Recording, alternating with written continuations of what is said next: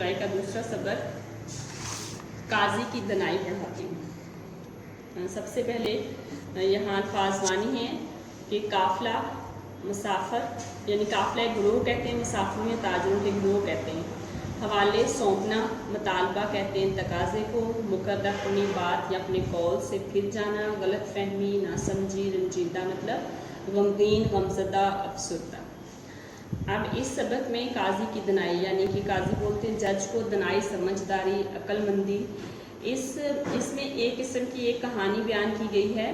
एक काजी हैं और एक सौदागर, तिजारत करने वाला मतलब, और एक ऊँट वाला है, जिनके दरमियान काजी ने बहुत समझदारी से फ़ैसला किया है। इसीलिए इस सबक का नाम काजी की दनाई यानी कि उसकी समझदारी और अक्लमंदी है। कहते हैं कि मिस्र में काजी साहब अपनी दनाई की वजह से, अपनी यानी अक्लमंदी की वजह से बहुत मशहूर थे।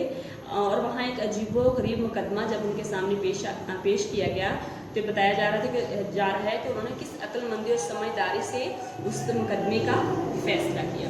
बता रहे हैं कि शहर हलब में एक सौदागर रहता था, तो वो अपना सामान तजारत लेकर दमिश्क की तरफ, दमिश्क जो है शाम का एक शहर है, वहाँ रवाना हुआ। लेकिन क्या हुआ कि बदकिस्मती से वो रास्ते में बीमार हो गया। तो उसने क्या किया कि अपना सामान जो था वो एक ऊँट वाले के हवाले किया और बोला कि आप ये दमिश्क ले जाओ, जब मेरी तबीयत 2-4 दिन में समझ जाएगी तो मैं भी दमिश्क पहुँच जाऊँगा। लेकिन क्या हुआ कि ऊँट वाला सामान लेकर काफ़िले के साथ दमिश्क चला गया, लेकिन जो सौदागर था उसकी बीमारी थोड़ी तवील हो गई और वो दमिश्क नहीं पहुंच पाए। बहुत सारे दिन गुजर गए तो क्या हुआ कि ऊँट वाले की जो नीयत थी वो बिगड़ी, ख़राब हो गई, नीयत में खोट आ गया। उसे ये मालूम नहीं था, उसने सोचा हो सकता है सौदागर ज़िंदा हो या मर गया, क्या पता। तो उसने क्या किया कि उनका सारा सामान जो था वो बेच दिया और पैसे अपने पास रख लिए। कुछ अर्से बाद जब वो सेहतमंद हुआ सौदागर, तो उसने सोचा कि अब मैं दमिश्क चलता हूँ। दमिश्क पहुँचा वो बड़ी मुश्किल से। जब ऊँट वाले के पास पहुँचा, अपने सामान का उसने मुतालबा किया, तो क्या हुआ कि ऊँट वाला जो था वो साफ मुकर गया, अपनी बात से फिर गया और उसने कहा कि मैं तो कभी हल्ब की तरफ गया ही नहीं और ना ही मैं ऊँट चलाता हूँ, आपको वो गलत फहमी हो गई है। सौदागर ने जब उसकी बात सुनी तो वो हैरान रह गया। तो उसने क्या किया कि अपना सारा यानी कि ये बात जो थी उसने ये मुकदमा जो था, ये बात थी, वो काजी साहब यानी जज के पास ले गए और उनको अपना सारा किस्सा सुनाया।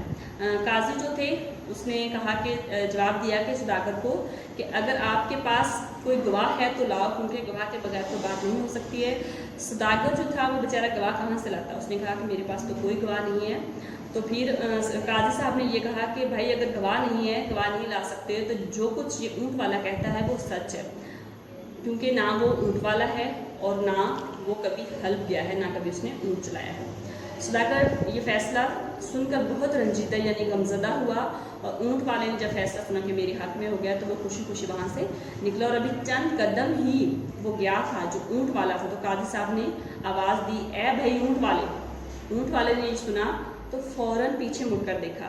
अब काजी साहब जो थे, काजी साहब से कह चुका था कि मैं ऊँट वाला नहीं हूँ।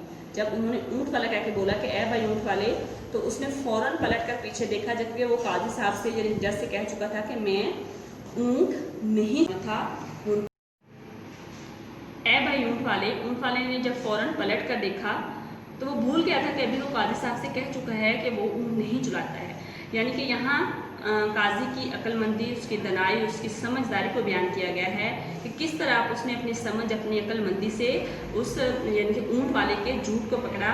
और काजी साहब ने कहा कि तुम झूठे हो और सौदागर सच्चा है, इसका ये माल और दान, इसके जो पैसे वापस करो वरना तुम कैद कर लिए जाओगे। ऊँट वाला जो था वो लाजवाब रह गया, जाहिर सी बात है उसका जो झूठ था वो सामने आ गया और सारे पैसे उसने सौदागर के हवाले किए और वहाँ से चुपचाप चला गया। यहाँ आपने देखा होगा कि काजी की दनाई, उसकी समझदारी को किस तरह से बयान किया गया है कि किस तरह उसने ऊँट वाले का झूठ अपनी अकल और अपनी समझदारी से पकड़ा। अब मशक़ी सवाल आते हैं तो ये सारे आपको प्लानर की सूरत में मिल जाएंगे। आप अपना सारा काम जो है टीचर के लिए वक्त पर करके स्कूल जमा करवाएं। उम्मीद है कि आपको आज के लेक्चर समझ आया होगा। अल्लाह हाफिज़।